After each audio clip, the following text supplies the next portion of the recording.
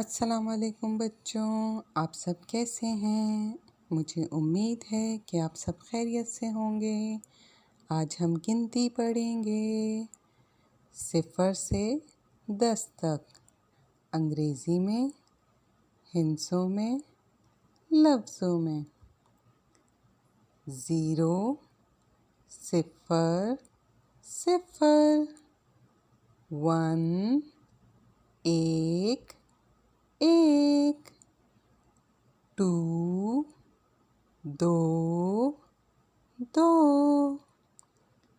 3 तीन 4 चार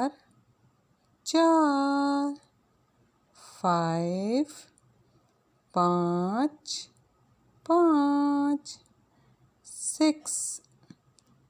6 छः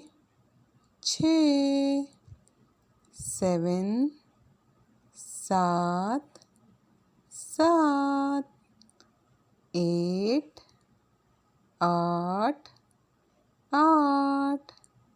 9 नौ 10 10। आज हम गिनती पढ़ेंगे 0 से 10 तक, अंग्रेज़ी में, हिंसों में, लफ्ज़ों में। 0 0 0 1 एक 2 दो 3 तीन 4 चार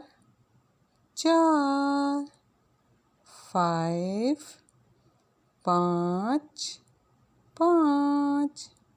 6 छः 7 सात 8 आठ 9 नौ